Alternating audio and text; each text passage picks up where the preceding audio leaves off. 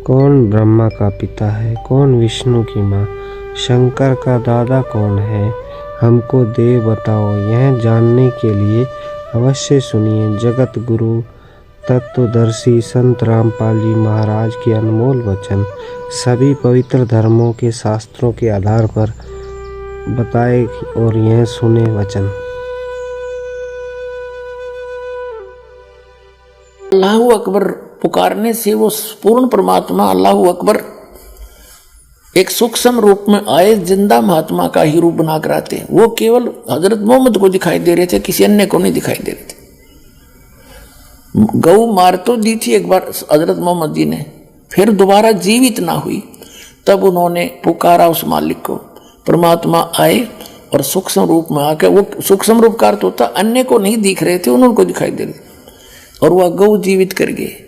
तब कहते हैं जब हम मोहम्मद याद किया रे और शब्द स्वरूपी सूक्ष्म रूप में हम वेग गया रे, तुरंत गया, और मुई गऊ हमने तुरंत जिवाई। जब मोहम्मद का निश्चय आई, तुम कबीर अल्लाह दरवेशा, और मोहम्मद का जब गया अंदेशा। और उसके बाद फिर उन्होंने खूब पुकार लिया, मुझे ले चलो वहां पर। फिर वो नहीं लेकर गए, क्योंकि उन्होंने अवज्ञा कर दी थी मालिक की उस वाणी का। तो कहने का भाव ये है कि अब वो कह रहा है उस पूर्ण परमात्मा के डर से ये ज्ञान तो सत्य देते हैं, लेकिन अपना हाथ खड़ा कर देते हैं कि मैं उसके बारे में नहीं जानता, किसी और से पूछ लो। ऐसे ही श्रीमद् भगवद गीता अध्याय नंबर 4 के श्लोक नंबर 34 में गीता ज्ञान दाता यही है जो कुरान शरीफ का ज्ञान दाता। वो कह रहा है कि वो तत्व ज्ञान के अंदर उस पूर्ण परमात्मा की कंप्लीट जानकारी है, पूर्ण जानकारी। उस तत्व ज्ञान को किसी तत्वदर्शी संतों के पास जाकर पूछ, गीता ज्ञान दाता कहता मैं नहीं जानता। यजुर्वेद अध्याय नंबर 40 के मंत्र नंबर 10 में भी स्पष्ट कर दिया है, वही वेद ज्ञान दाता भी वही है जो कुरान शरीफ का ज्ञान दाता है। वो कहता है कि परमात्मा को कोई तो शंभुआत्मा ने जन्म लेकर रामकृष्ण के रूप में अवतार धार के आना मानते हैं, कुछ उसको वो जन्म नहीं लेता जन्मा मानते हैं। इसकी यथार्थ जानकारी वो कैसा है भगवान, वो धीरा नाम देंगे, तत्वदर्शी संत देंगे, उनसे पूछो। ऐसे कुरान शरीफ में आगे दिखाता हूं अभी आपको। तो वो तत्वदर्शी संत, वो तत्व ज्ञान वो परमात्मा ही बता कर जाता है, या फिर अपना नबी भेजता है। वो नबी ये दास है, अंतिम नबी, अंतिम पैगंबर, अंतिम उस परमात्मा का भेजा हुआ उनका दास, और पूरे विश्व का कल्याण होगा, मान जाएंगे दास की बात।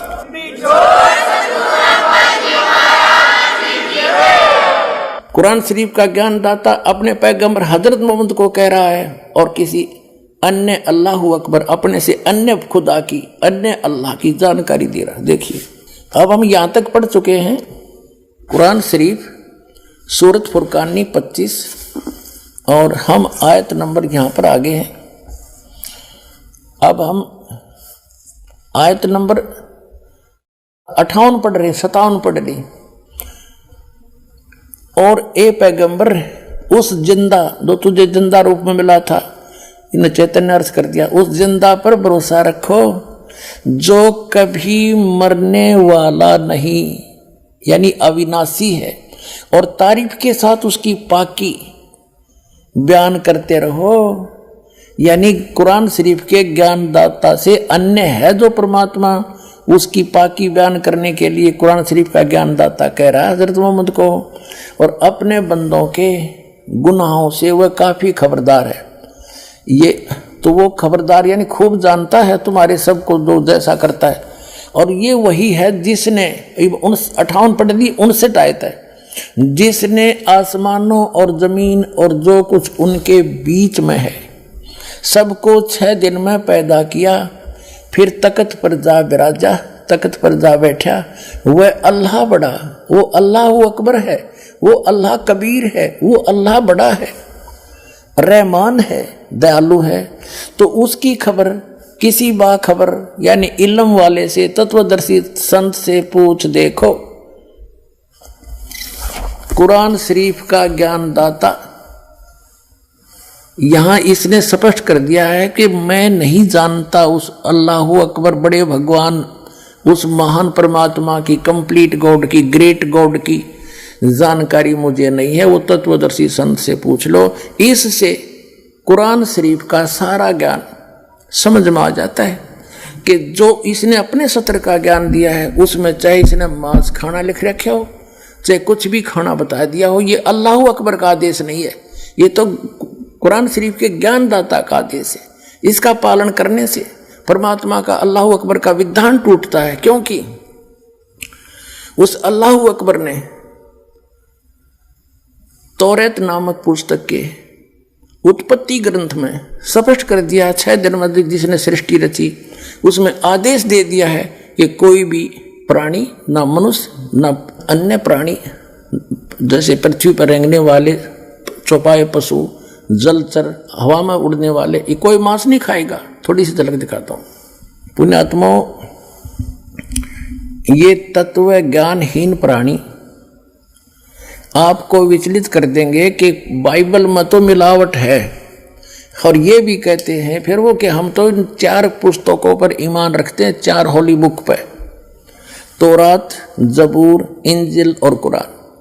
तो पहले आपको वो आसमानी किताब तौरात से दिखाएंगे सृष्टि उत्पत्ति। ये देखिएगा, ये आसमानी किताबें ये इकट्ठी जल्द की गई हैं, तौरात, जबूर, इंजिल। अब देखिएगा,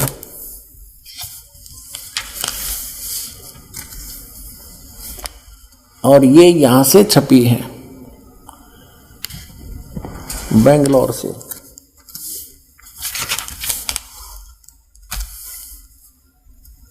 ये आसमानी किताब तौरात, जबूर, इंजिल, उर्दू स्क्रिप्ट्स, ये यहां से, ये देखो, copyright notice published by BSI 206 Mahatma Gandhi road Bangalore से, प्रिंटर्स प्राइवेट लिमिटेड बेंगलोर 94 की। ये 3 किताबें हैं, ये अलग अलग, और कुरान शरीफ अलग है, इनसे न्यारी है।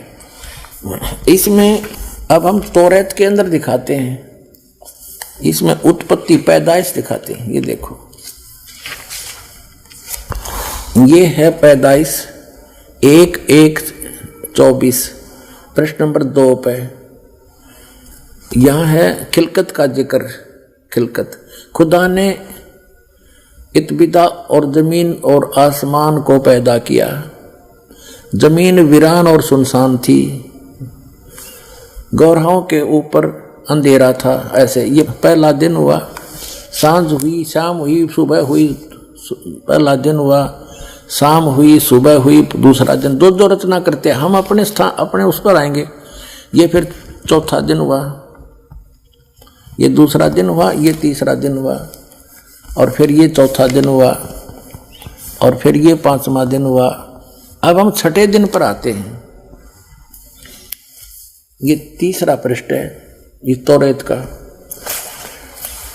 अब 26 में कहा कि फिर खुदा ने कहा हम इंसान को, यानी 5 दिन में जो सृष्टि रची वो कर दी। 6ठे दिन फिर खुदा ने कहा कि हम इंसान को अपनी सूरत पर अपनी सभी की मानिद बनाएं, और वे समुद्र की मछलियों और आसमान के परिंदों और चौपायों और तमाम जमीन पर और सब जानवरों पर जो जमीन पर रेंगते हैं इख्तियार रखे, उनसे समझदार हो। खाना नहीं लिखा इसमें, आगे देखो। और खुदा ने इंसान को अपनी सूरत पर पैदा किया, अपने जैसा उत्पन्न किया, जैसा खुदा है। मनुष्य भी, खुदा भी मनुष्य जैसा हुआ।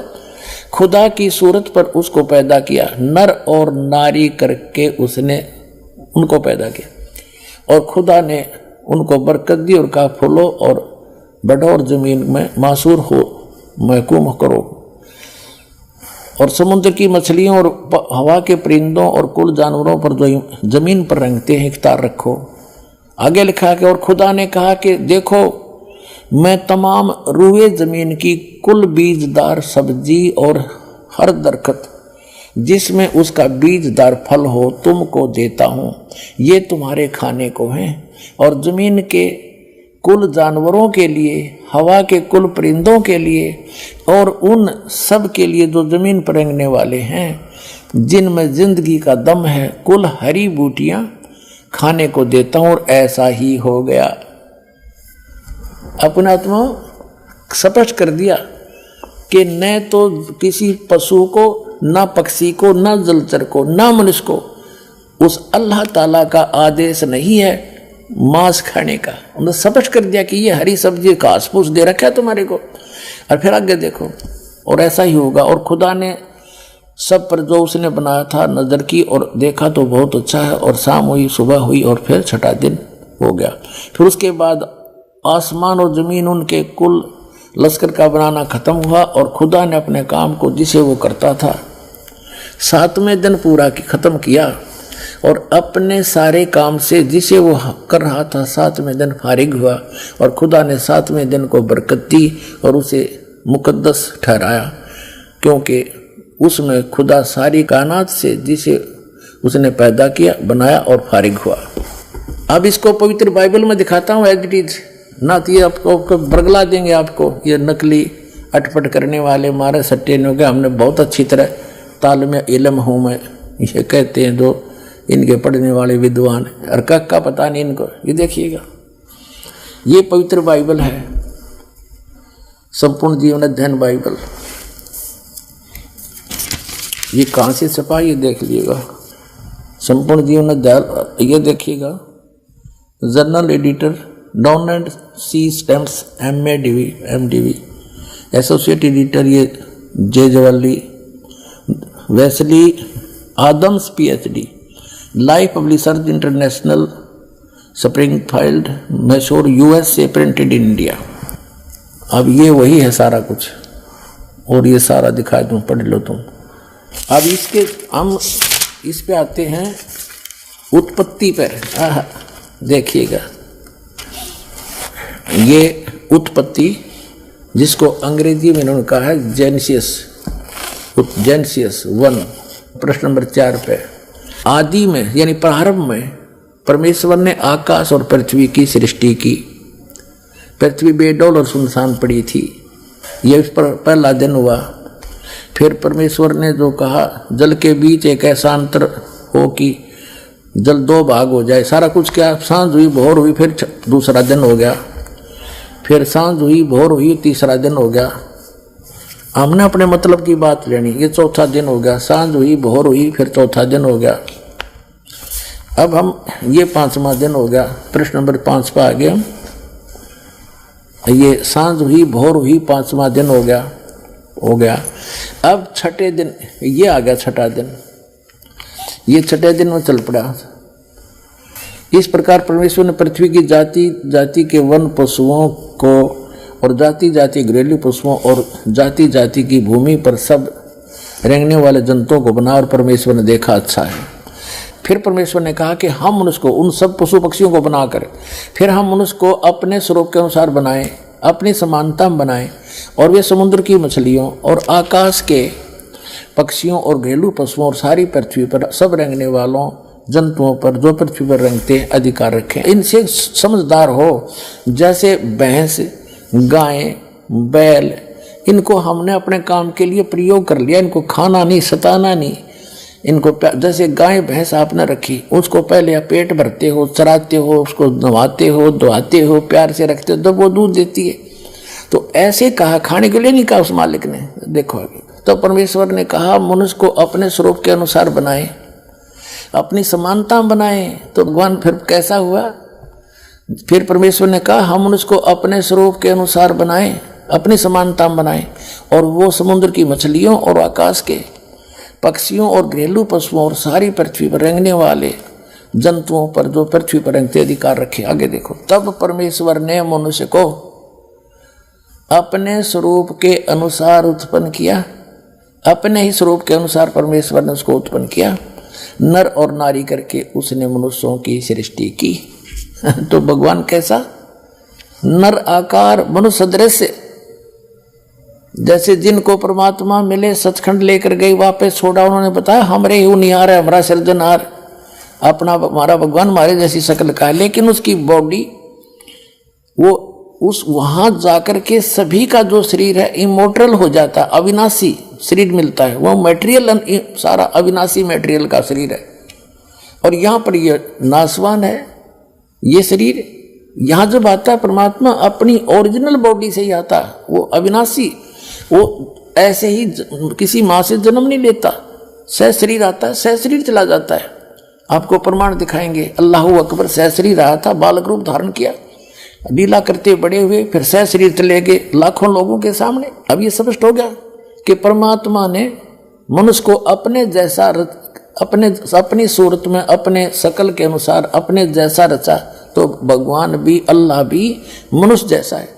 और आगे फिर वो क्या कहता है देखो, और परमेश्वर ने कहा, नर और नारी करके उनकी सृष्टि की, और परमेश्वर ने उनको आशीष दी, उनसे कहा फूलो फलो और पृथ्वी पर भर जाओ और उसको अपने वश में कर लो, और समुद्र की मछलियों तथा आकाश के पक्षियों और पृथ्वी पर रेंगने वाले जंतुओं पर अधिकार रखो। यानी उनसे जैसे इंसान ने शेर तक को भी काबू कर लिया, हाथियों को भी बांध लिया, तो इस ऐसे कंट्रोल करने के लिए कहा उन्होंने। आगे देखो, फिर परमेश्वर ने उनसे कहा, यानी मनुष्यों को भी, फिर परमेश्वर ने उनसे कहा कि सुनो, जितने बीज वाले छोटे छोटे पेड़, ये मनुष्यों के लिए आदेश है, सारी पृथ्वी के ऊपर हैं, और जितने वृक्षों में बीज वाले फल हैं, वे सब मैंने तुमको दिए तुम्हारे भोजन के लिए।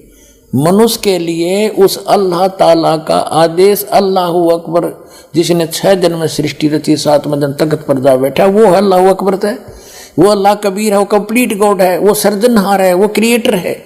उस क्रिएटर का आदेश नहीं है मांस खाने का मनुष्य को, ये पशु पक्षियों को भी नहीं है। आगे देखो, तुम्हारे भोजन के लिए, ये तो मनुष्यों के लिए। आगे देखो, यहाँ आगे हम, और जितने पृथ्वी के पशु और आकाश के पक्षी और पृथ्वी पर रेंगने वाले जंतु हैं, जिनमें जीवन का प्राण है, उन सब के खाने के लिए मैंने सब हरे हरे छोटे पेड़ दिए, और वैसा ही हो गया, यानी घास फूस है।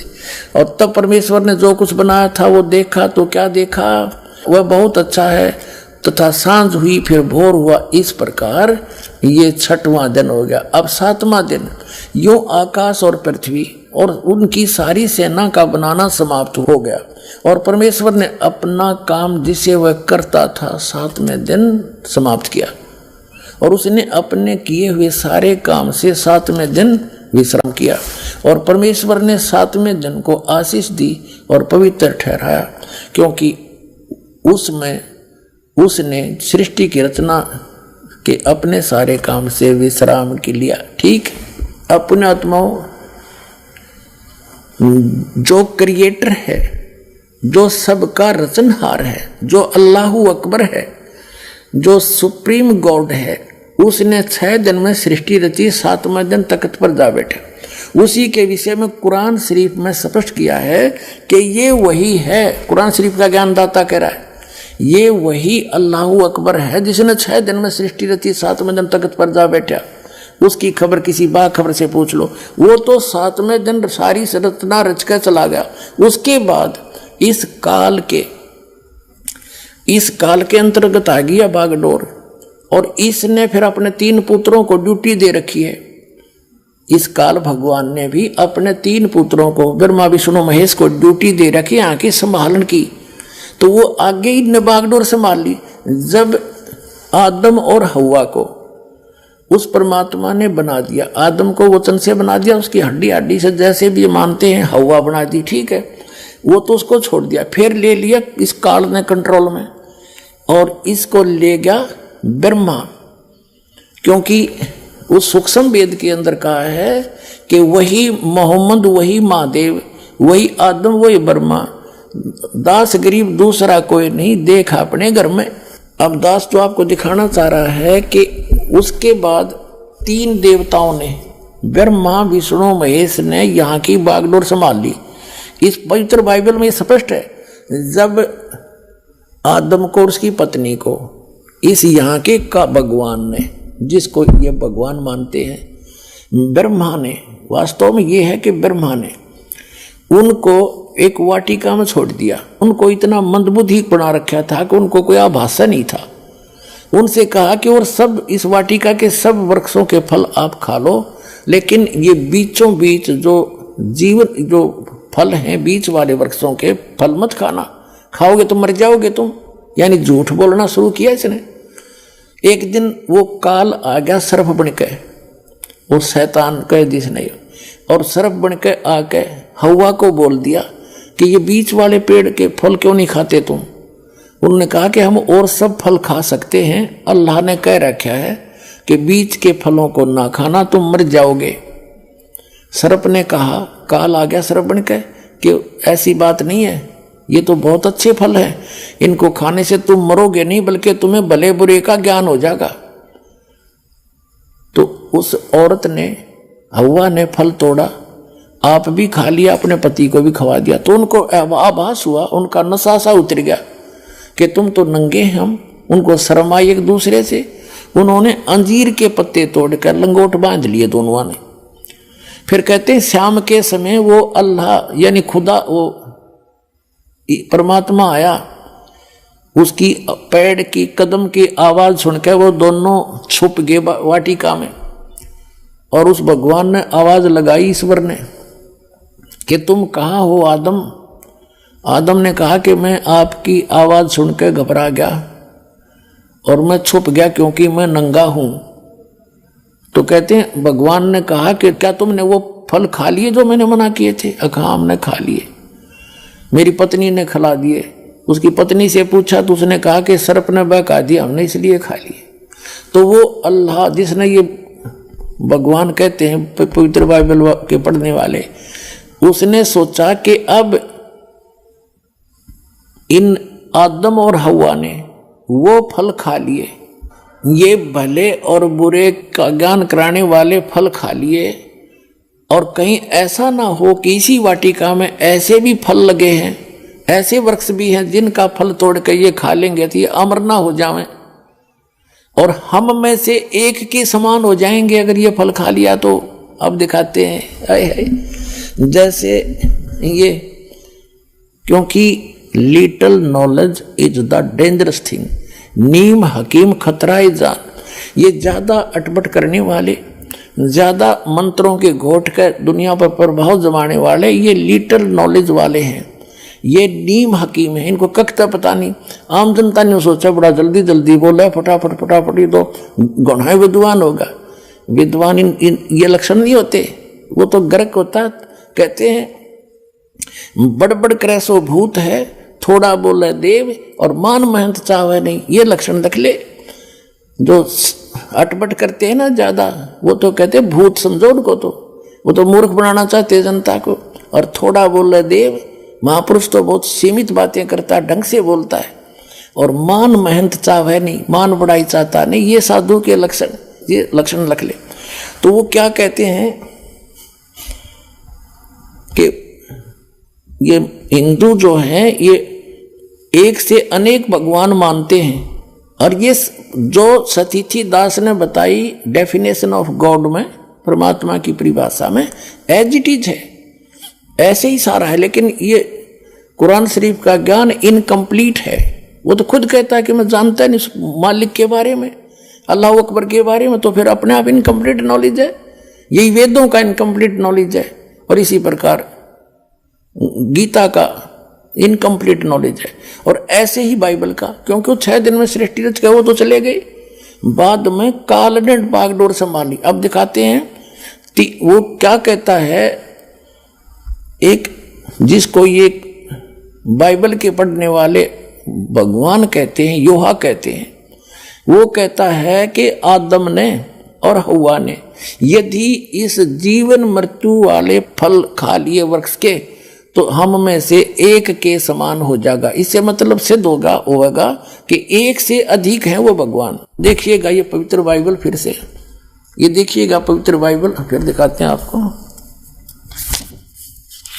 ये वही है पवित्र बाइबल, संपूर्ण जीवन अध्ययन बाइबल। ये अभी आपको दिखाया, ये देखिएगा, ये है। अब इसके हम उत्पत्ति ग्रंथ को पढ़ रहे हैं, यहां पढ़ लिया। अब हम यहां जाते हैं, हम थोड़ा सा दिखाएंगे, फिर पढ़ सकते हो आप। वैसे थोड़ा हिंट देती, ये यहां पर लिखा है, तब योहा परमेश्वर ने आदम को भूमि की मिट्टी से रचा और उसके नथनों में जीवन का श्वास फूंक दिया और आदम जीवित प्राणी बन गया। और योहा परमेश्वर ने पूर्व की ओर अदन में एक वाटिका लगाई और वहां आदम को जिसने उसे रचा था रख दिया। और यूहा परमेश्वर ने भूमि के सब भांति भांति के वृक्ष जो देखने में मनोहर और उनके फल खाने में अच्छे हैं उगाए, और वाटिका के बीच में जीवन के वृक्ष और भले बुरे के ज्ञान के वृक्ष भी लगाया। अब देखो, यूहा परमेश्वर ने आदम को लेकर अदन की वाटिका में रख दिया और वह उसमें काम करे और उसकी रक्षा करे। और यूहा परमेश्वर ने आदम को यह आज्ञा दी कि तू वाटिका के सब वृक्षों का फल बिना खटके खा सकता है, पर भले बुरे का ज्ञान का जो वृक्ष है उसका फल तू कभी मत न खाना, क्योंकि जिस दिन तू उसको खाएगा उसी दिन अवश्य मर जाएगा। अब यहाँ देखो 8 पृष्ठ पर पढ़ रहे हम, जेनेसिस 8 पृष्ठ पे 18वां। यूहा परमेश्वर ने कहा, आदम का अकेला रहना अच्छा नहीं, और उसके लिए एक ऐसा सहायक बनाऊं जो उससे मेल खाए। यह देखिए, तब यूहा परमेश्वर ने आदम को भारी नींद में सुला दिया, और ये तो उसकी उत्पत्ति की, उसकी हड्डी निकाल ली नौकर। फिर यहाँ देखते हैं मनुष्य का पतन। यूहा परमेश्वर ने जितने बनैले पशु बनाए थे उन सब में सर्वदुर्लभ था। उसने स्त्री से कहा कि क्या, वो हवा बना दी उसकी स्त्री, क्या सच है कि परमेश्वर ने कहा कि तुम इस वाटिका के वृक्ष का फल न खाना? स्त्री ने सर्प से कहा, इस वाटिका के वृक्षों के फल हम खा सकते हैं, पर जो वृक्ष वाटिका के बीच में है उसके फल के विषय में परमेश्वर ने कहा है कि न तो तुम उसको खाना और न उसको छूना, नहीं तो मर जाओगे। सर्प ने कहा, स्त्री से कहा कि तुम निश्चय नहीं मरोगे, वरना परमेश्वर आप जानता है कि जिस दिन तुम उसका फल खा लोगे उसी दिन तुम्हारी आंखें खुल जाएंगी, तुम भले बुरे का ज्ञान पाकर परमेश्वर के तुल्य हो जाओगे। तब स्त्री ने देखा उस वृक्ष का फल खाने के लिए अच्छा है, देखने में मन भाऊ है, बुद्धि देने के लिए चाहने योग्य भी है। तब उसने उसको तोड़कर खाया, अपने पति को भी दिया और उसने भी खाया। तब उन दोनों की आंखें खुल गई, उन्होंने मालूम हुआ कि वे नंगे हैं, इसलिए उन्होंने अंजीर के पत्ते तोड़कर लंगोट बना लिए। तब यूहा परमेश्वर जो दिन के ठंडे समय वाटिका में फिरता था का शब्द सुनाई दिया। तब आदम और उसकी पत्नी वाटिका के वृक्षों के बीच यूहा परमेश्वर से छिप गए। तब यूहा परमेश्वर ने पुकार कर आदम से पूछा, तू कहाँ है? यानी वो भगवान इतना अज्ञानी है कि नहीं पता फिर वो कहाँ छुप रहे हैं। अब और वाटिका में घूमने फिरने लग रहा है। सारे बाइबल के पढ़ने वाले ईसाई यहूदी कहते हैं भगवान तो निराकार है। बताओ अकल है कोई ज्ञान? ये देखो, और इसमें सपट है, घूमा फिर सारी बात कर रहा। यूहा परमेश्वर ने पुकार कर आदम से पूछा, तू कहाँ है? तो उसने कहा, मैं तेरा शब्द बारी में सुनकर डर गया, क्योंकि मैं नंगा था इसलिए छिप गया। अब उसने कहा, किसने तुझे बताया कि तू नंगा है? जिस वृक्ष का फल खाने को मैंने तुझे मना किया था, क्या तूने उसका फल खा लिया? खा लिया है। आदम ने कहा, जिस स्त्री को तूने मेरे संग रहने को दिया है उसी ने उस वृक्ष का फल मुझे दिया और मैंने खा लिया। तब यूहा परमेश्वर ने स्त्री से कहा कि तूने यह क्या किया? अब स्त्री ने, हव्वा ने कहा कि सर्प ने मुझे बका दिया तब मैंने खा लिया। अब हम अपने मतलब की बात पढ़ेंगे। दास ये सिद्ध करना चाहता है कि परमात्मा निराकार नहीं है, वो मनुष्य जैसा है और एक नहीं, अपने अपने सतर के ये प्रभु, जैसे दास ने परिभाषा प्रभु की बताई कि जैसे तहसीलदार अपने सतर का साहब, गॉड खुदा मालिक, और एसडीएम अपने सतर का, डिप्टी कमिश्नर अपने सतर का, कमिश्नर अपने सतर का, राज्य का मंत्री अपने सतर का साहब है, मुख्यमंत्री भी अपने सतर का खुदा है, साहब है, उसका मालिक है, प्रभु है, स्वामी है। जैसे केंद्र के मंत्री भी अपने सतर के साहब हैं और प्रधानमंत्री ओवरऑल कंट्रोलर सबके ऊपर साहब है, उन सब साहबों के ऊपर भी साहब है, उस साहब के नीचे वाले सारे साहब हैं और वो अपने सतर के साहब। ऐसे ही देव हैं ये तीन ब्रह्मा विष्णु महेश हैं, ये ही यहाँ कंट्रोल कर रहे हैं सारे इस पृथ्वी के, पाताल लोक के और स्वर्गलोक के प्राणियों को। अब यहाँ दास ये सिद्ध करना चाहता है कि एक से अधिक भी खुदा हैं, जो कि एक डॉक्टर जाकिर नाइक एक नया प्रवक्ता वाक्य है, वो नो कह है कि मुसलमान तो सब कुछ खुदा का मानते हैं और हिंदू अधिकतर सबको खुदा मानते हैं। उनका कोई 3 भगवान मानना है, कोई 33 मानना है, कोई 10 मानना है, कोई 33 करोड़ भी देव भगवान मानता है।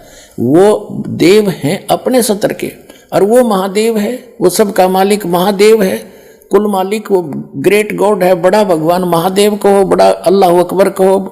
तो वो महादेव कौन है? वो अल्लाह अकबर है, कंप्लीट गॉड है, परम अक्षर ब्रह्म है, सबका ओवरऑल कंट्रोल, कुल का मालिक है। अब वो सिद्ध करना चाहते हैं अनेक भी हैं ये भगवान देव अपने सतर के खुदा, अन्य भी खुदा हैं और सब उस एक खुदा के वो नौकर हैं। वो फिर भी खुदा अपने सतर के, जैसे मंत्री अपने सतर का, मुख्यमंत्री अपने सतर का खुदा है, स्वामी है, मालिक है, लेकिन वो कुल के मालिक के सब उसके हैं, वो सबका कंट्रोलर एक है। अब देखो 10 पृष्ठ पर आगे हम उत्पत्ति 3:4 इसका यहां पढ़ रहे हैं। आदम ने अपनी पत्नी का नाम हवा रखा क्योंकि जितने मनुष्य जीवित हैं उन सब की आदि माता हुई। और योहा परमेश्वर ने आदम और उसकी पत्नी के लिए चमड़े के अंगरखे बनाकर उनको पहना दिया। बताओ, अन्यों का निराकार है, वो तो गेल पीछे पीछे फिर उनके साथ साथ। योहा परमेश्वर ने कहा कि मनुष्य भले बुरे का ज्ञान पाकर हम में से एक के समान हो गया, इसलिए अब ऐसा ना हो कि वह हाथ बढ़ाकर जीवन के वृक्ष का फल भी तोड़ ले के खा ले और सदा जीवित रहे। अब इसे सिद्ध हो गया कि जो परमेश्वर है उसने कहा, जो इनका परमेश्वर है ईसाइयों का, यानी जो पवित्र बाइबल का जो आगे ज्ञान दे रहा है, क्योंकि ज्ञान तो ये ब्रह्म दे रहा है, सरपुरुष जो कुरान शरीफ का ज्ञान दाता है, और ये उस अल्लाह अकबर के बारे में बता रहा है कि उसने शायद इनमें सृष्टि रची, ऐसे ऐसे कहा सबको, वो तो चला गया। अब ये उसके जो है वो खुद बागडोर संभाल ली, न सोच ले उसने, वो स्वयं आता नहीं, अन्य रूप धारण कर लेता है। जैसे तीनों पुत्रों को उसने यहाँ के कंट्रोलर बना रखा है, मुख्य ये है कंट्रोलर इस 3 लोग के एक एक विभाग के मंत्री। तो ये क्या कह रहा है, जिसने आदम को कपड़े बनवाए और उसको मना किया कि बीज का फल ये ना खाना, उसने खा लिया। अब वो क्या कह रहा है कि ये भले बुरे के वृक्ष का फल खाकर ये हम में से एक के बराबर हो गया। इसका मतलब एक से अधिक परमेश्वर हैं, अल्लाह हैं। ये देखो, फिर योहा परमेश्वर ने कहा मनुष्य यानी आदम भले बुरे का ज्ञान पाकर हम में से एक के समान हो गया। इति सिद्धम के एक से अधिक खुदा हैं, एक से अधिक गॉड हैं। ये डम्मी गॉड हैं, ये अधूरे गॉड हैं, गॉड ये भी है।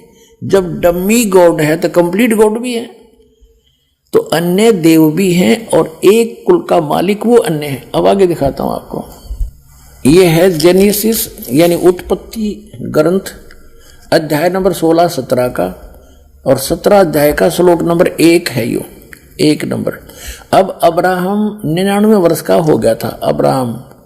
तब योहा ने उसको दर्शन देकर कहा, मैं सर्वशक्तिमान ईश्वर हूं, तू मेरी उपस्थिति में चल और सिद्ध होता जा। हो गया, यानी निराकार की तरह जब सामने आकर दर्शन दिए। ठीक है, जेनियस 17-18 24 नंबर पृष्ठ पे और 17-18 ये अध्याय है। तो 18वें अध्याय में अब्राहम मामरे के बांध वृक्षों के बीच कड़ी धूप के समय तंबू के द्वार पर बैठा हुआ था। तब योहा ने उसे दर्शन दिया। उसने आंख उठाकर दृष्टि की तो क्या देखा कि 3 पुरुष, ये 3 भगवान उसके सामने खड़े हैं। और जब उसने देखा तब वह उनसे भेंट करने के लिए तंबू के द्वार से दौड़ा और भूमि पर गिरकर दंडवत की और कहने लगा, हे प्रभु, यदि मुझ पर तेरी अनुग्रह की दृष्टि है तो मैं विनती करता हूं कि अपने दास के पास से चले ना जाना। मैं थोड़ा सा जल लाता हूं और आप अपने पांव धोकर इस वृक्ष के नीचे विश्राम करो। फिर मैं एक टुकड़ा रोटी ले आऊं और उससे आप अपने अपने जीव को तृप्त करें। तब उसके पश्चात आगे बढ़ें, क्योंकि आप अपने दास के पास इसीलिए पधारे हैं। उन्होंने कहा जैसा तू कहता है वैसा कर। अब क्या सिद्ध हो गया? 3 तो हो गए सिद्ध। ये वही 3 हैं, ब्रह्मा विष्णु महेश हैं। रूप बदल कर ये किसी भी रूप में चले जाते हैं, मनुष्य जैसे सदृश रूप भी धारण कर लेते हैं। ये चतुर्भुज तक बना सकते हैं, इससे आगे इनके हाथ नहीं बन सकते। तो इसी प्रकार ये अब क्या सिद्ध हुआ कि एक कुल का मालिक है और ये अन्य अपने अपने सत्र के और भी देव हैं, जो बाइबल भी प्रमाणित करता है। और जो ये कहता है कि हिंदू अन्य देवता है नहीं, वो गलत मानते हैं, वो इनकम्प्लीट नॉलेज रखता है। वो कहते हैं little knowledge is the dangerous thing. नीम हकीम खतरा जान, वो नीम हकीम है जो इनकम्प्लीट स्पिरिचुअल नॉलेज रखते हैं। जो प्रसंग चला था जन्म और मरण का, यानी पुनर्जन्म पुनरुत्पत्ति का, कुरान शरीफ के अंदर आपको ज्ञान देते हैं, दिखाते हैं। पवित्र कुरान शरीफ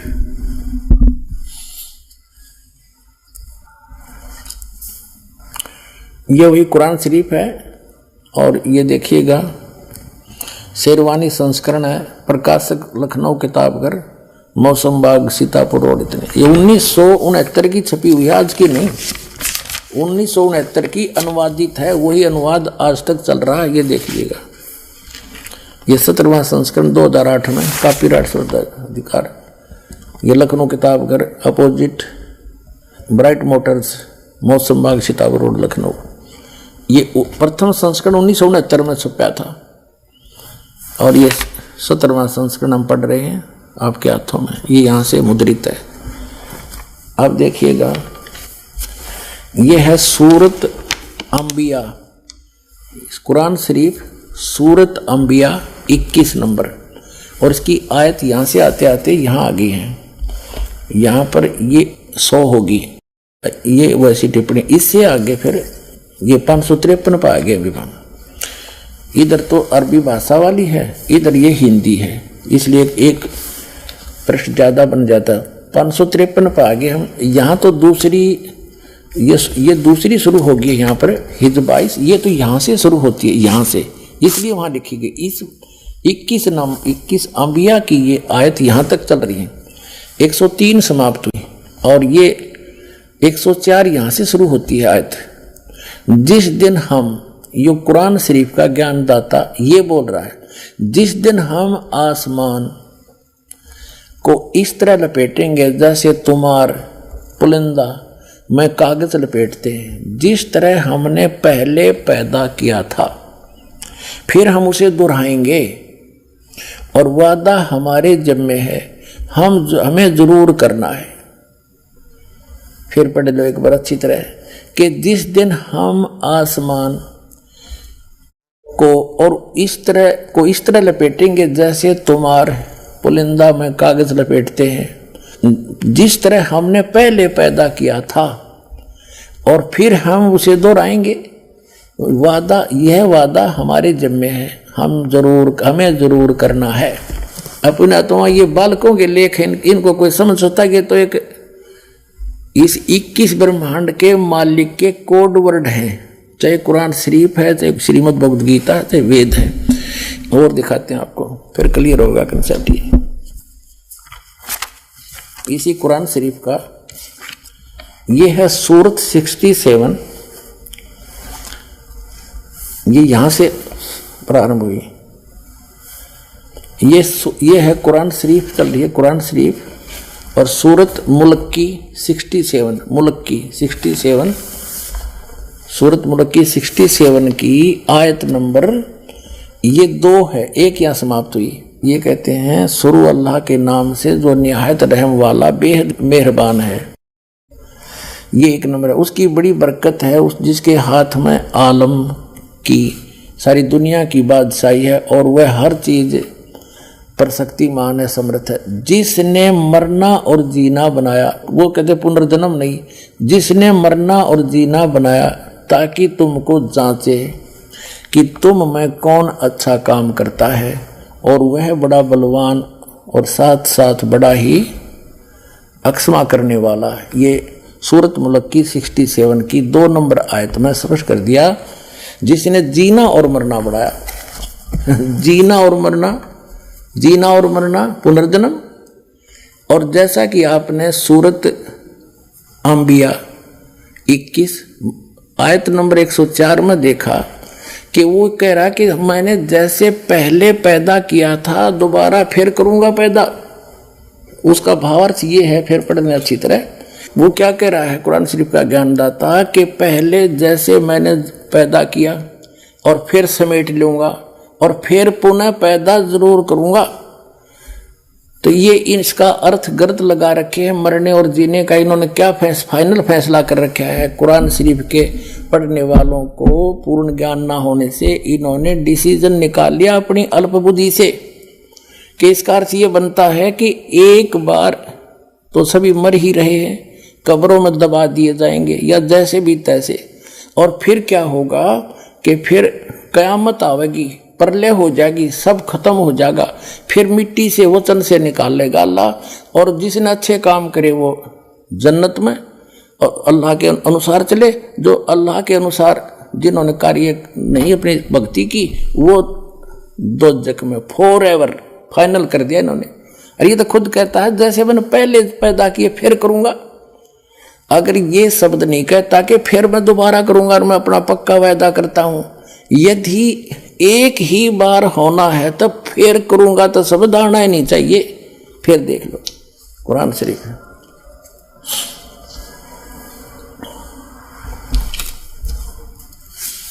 ये वही किताब है कुरान शरीफ। फिर दोबारा दिखाते हैं आपको।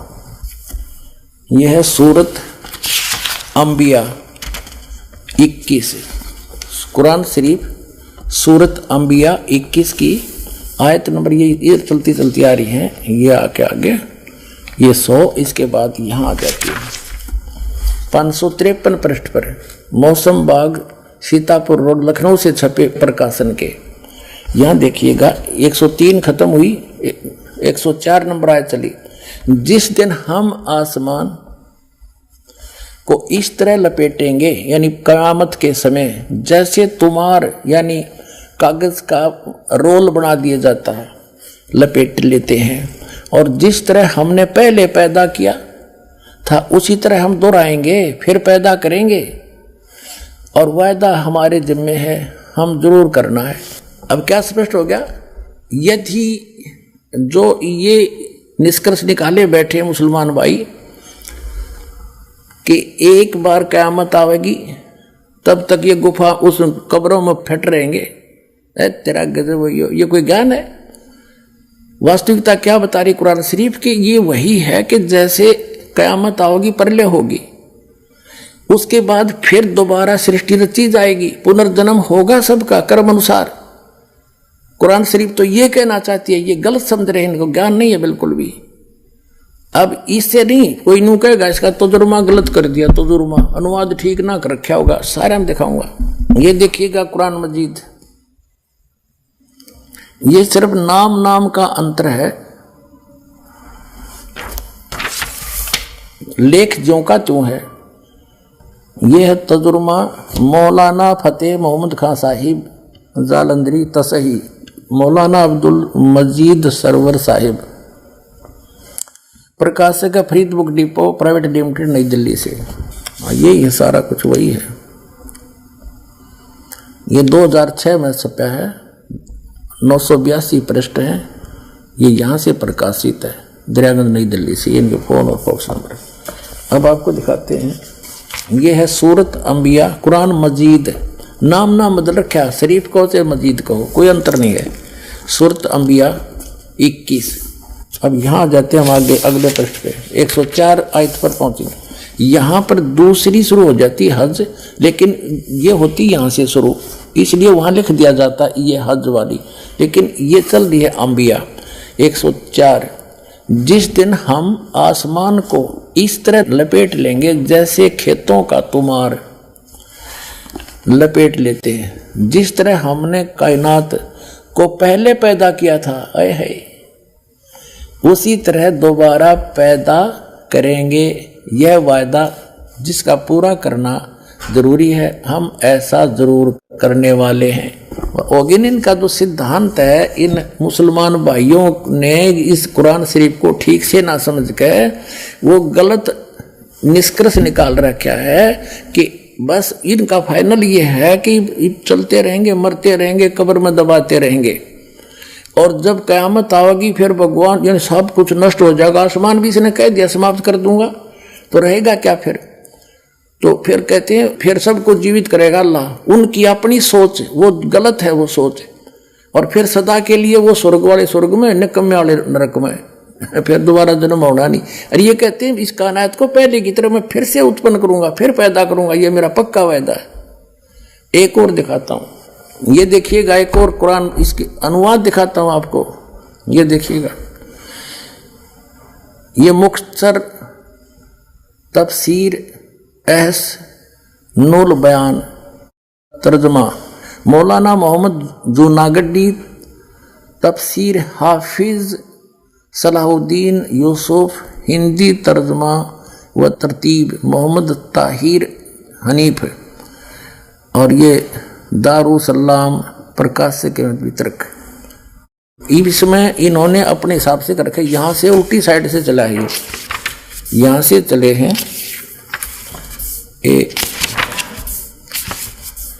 ये एक नंबर यहाँ से शुरू होती है। हम जैसा भी अपने छुपा आ जाते हैं। ये देखिएगा, ये है सूरत अंबिया 21 और 571, ये 572 570 उल्टा चला, इसमें 70 उधर 71 है, और ये 104 नंबर आयत है। जिस दिन हम आकाश को इस तरह लपेट देंगे जिस तरह रोल के कागज पंजी का लपेट दिए जाते हैं, और हमने पहली बार पैदा किया था उसी तरह दोबारा करेंगे। यह हमारा मजबूत वादा है और यह हम जरूर करके रहेंगे। ठीक हो गया? जिस तरह हमने पहले पैदा किया था उसी तरह फिर करेंगे। इब जैसे आपने ये कुरान शरीफ फिर दिखाते हैं आपको, ये कुरान शरीफ वही है।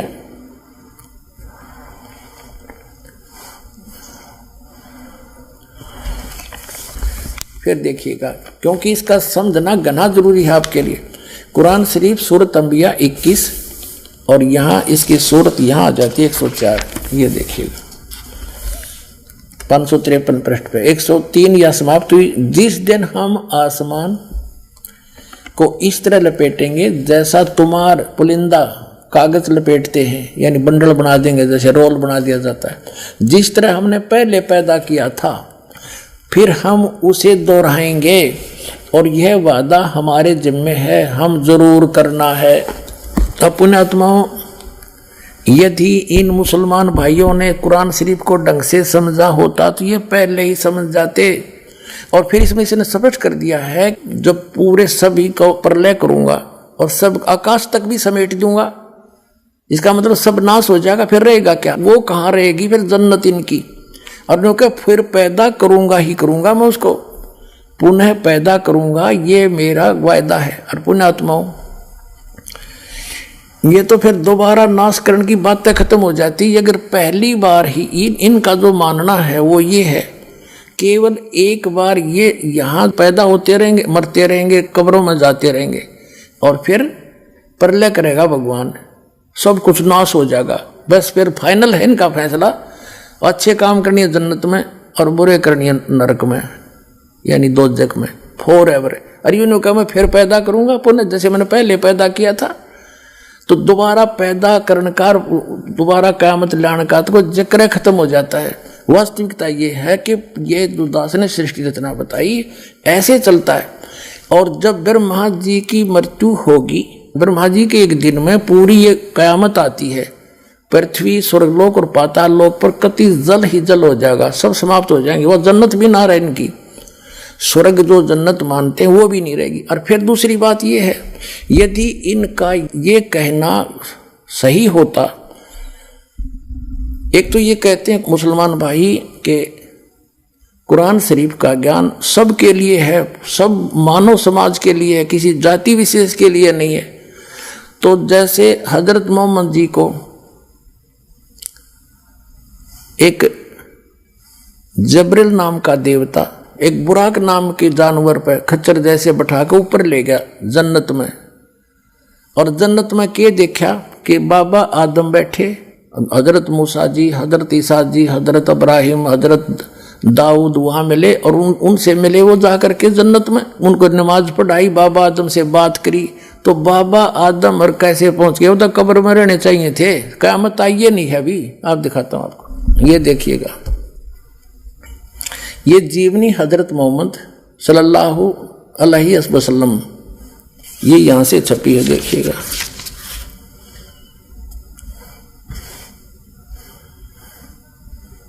मोहम्मद इनायतुल्लाह सुबहानी, अनुवादक नसीब गाजी फलाई, मकरदबी मकतबा इस्लामी पब्लिशर नई दिल्ली से। यहाँ देखिएगा, जीवनी हजरत मोहम्मद सल्लल्लाहु अलैहि वसल्लम, हिंदी, इस्लामी साहित्य ट्रस्ट, प्रकाशन नंबर 81, सर्वाधिकार प्रकाश का दिन। नाम मूल किताब मोहम्मद अरबी उर्दू से इसकी हिंदी की गई है, ये यहाँ से छपी है और ये यहाँ से मुद्रक है इसका।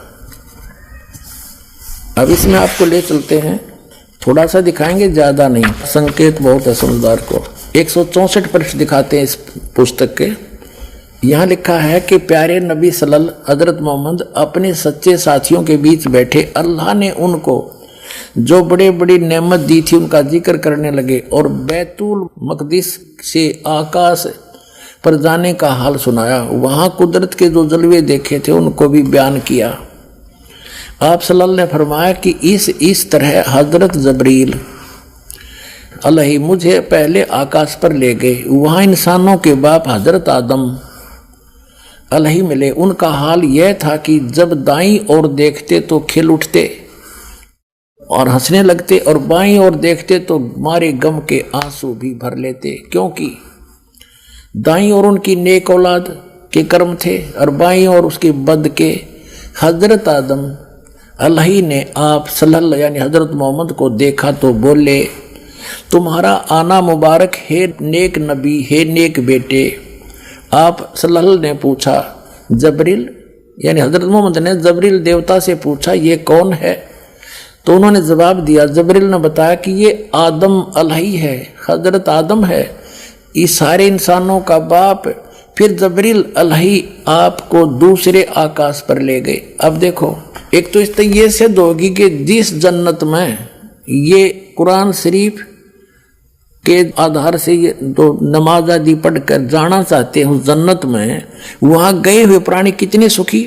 बाबा आदम को ये सुप्रीम मानते अपना, और वो जन्नत में बैठा है, एक बार तो रो रहा है, एक बार हंस रहा है, क्योंकि अब देखो इनकी यह थ्योरी भी गलत सिद्ध होगी कि जब क़यामत आओगी, जब बस सारे पैदा किए जाएंगे इतने इसका वहाँ रहेंगे। अब ये बाबा आदम की सारी संतान ऊपर जा रही और ये हजरत ईसा, हजरत मूसा, हजरत इब्राहिम, दाऊद और ये सारे ऊपर बैठे। अब दिखाते हैं आगे।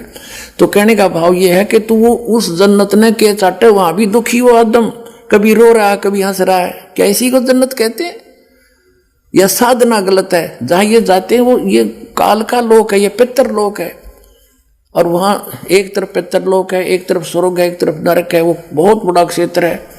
तो ये पितर लोक में बैठे हैं सारे, तो वो खा के वो जन्नत, जहाँ वहां भी दुखी सबका, इनका हेड ऑफ द डिपार्टमेंट हजरत आदम वहां बैठा, कभी रो रहा है कभी हंस रहा है, इसी को जन्नत कहते हैं। कहते हैं वहां दुख नहीं, इस तो बड़ा दुख और क्या होगा, सुख का सांस नहीं वहां पर। अब ये जन्नत है, इसको जन्नत कहते। देखो, प्यारे नबी सल्लल्लाहु अपने सच्चे साथियों के बीच बैठे थे, ये सारा बता दिया।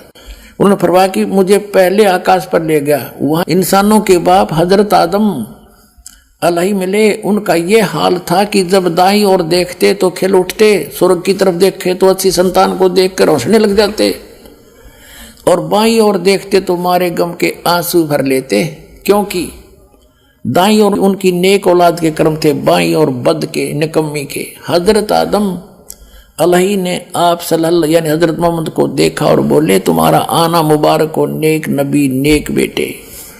अब जब आप सल्लल्लाहु ने पूछा, जबरील ये कौन है? तो जबरील ने जवाब दिया, उन्होंने जवाब दिया कि ये आदम अलैहि है, सारे इंसानों का बाप। अलैहि आप सल्लल्लाहु को दूसरे आकाश पर ले गए।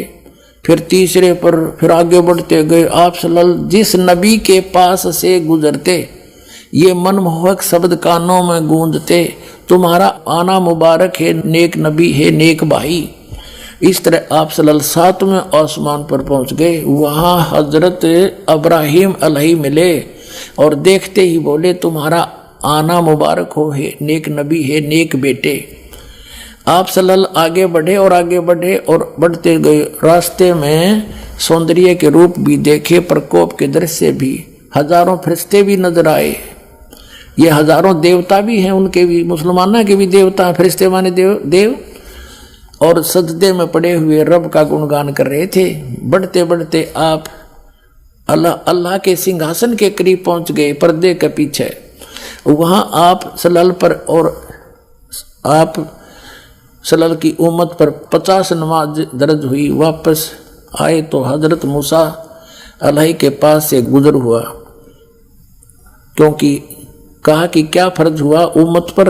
उन्होंने देखते ही पूछा। ये कहने का भाव ये है कि वो 50 नमाज दी, वो पर्दे के पीछे से बोलता ये काल है, ये कभी सामने नहीं आता किसी के। श्रीमद् भगवद गीता अध्याय नंबर 7 के श्लोक नंबर 24-25 में कहता कि अर्जुन मैं अपनी योग माया से छुपा रहता हूं, मैं कभी किसी के समक्ष नहीं आता। ये मेरा घटिया अटल नियम है या विनाशी नियम है। ये पर्दे से पीछे बोल रहा है निराकार बताओ, फिर पर्दे की क्या जरूरत थी जब निराकार होता तो वो सामने क्यों नहीं आता। भगवान कोई चोर है क्या? वो भगवान तो यहाँ आता है, हमारे साथ साथ फिरते रहते थे। अल्लाहू अकबर का सीमा 120 वर्ष रह कर गए। वो हमारे सच्चे भगवान, ये तो गुप्त रहता है, ये तो चोर है एक किस्म का। अपना तुम आगे देखो, इसी पर हम चल रहे 165 पृष्ठ पे कि यहाँ देखो कहते ये 5 नमाजें, लेकिन सबाब इनका 50 का ही है, मेरे फैसले बदला नहीं करते। 5 पर रोक दी नमाज, 50 के स्थान। ठीक है। पूरी रात बीत गई और आप सल्लल्लाहु के प्यारे साथी बैठे रहे। ये जो अपनी आत्म कथा जो ऊपर देखा वो बता रहे थे हजरत मोहम्मद जी, वो देख रहा। पूरी रात बीत गई और आप सल्लल्लाहु प्यारे साथियों बैठे रहे। आप सल्लल्लाहु ने आकाश पर जो दृश्य देखे थे, खुदा की कुदरत के और जो जो जलवे नजर आए थे, उन्हें आप पूरी दिलचस्पी के साथ सुना रहे थे। साथी मजे ले लेकर सुन रहे थे। आपने जन्नत में जो कुछ देखा, या उनकी जन्नत है, आपने जो जन्नत में जो कुछ देखा वह भी बयान किया और नेक साथियों को खुशखबरी दी। जन्नत में यह नेमतें तुम्हारा इंतजार कर रही हैं। अब और दिखाते हैं 161 पृष्ठ पर देखो। इसी पुस्तक के 161 पृष्ठ पर जीवनी हजरत मोहम्मद के ये क्या कहते हैं कि प्यारे नबी सल्लल्लाहु, वो बता रहे हैं हजरत मोहम्मद जी, आज रात बुराक नामक एक जानवर आया, उस पर बैठकर मैंने बैतुल मकदस की सैर की। वहां पहुंचा तो नबियों की जमात आई, उनमें इब्राहिम अलैहिस्सलाम थे, मूसा और ईसा अलैहि भी थे। मैंने उन सबको नमाज पढ़ाई। अब सुन ले डॉक्टर जाकिर भाई, मुसलमानों ने अपना विधान अपने आप बना रखे कुरान शरीफ को ना समझकर। अब ये कहते हैं जब सारे कब्रों में दबा दो, दबाते रहो, और तो ये आवेगी 4 अरब 32 करोड़ वर्ष जब बीत जाएंगे, जब यह कयामत आवेगी, इतने तो वो उन कब्रों में फंसे रहेंगे, सड़ेंगे पड़े पड़े, एज पर योर रूल। बाकी ये गलत है तुम्हारा मानना।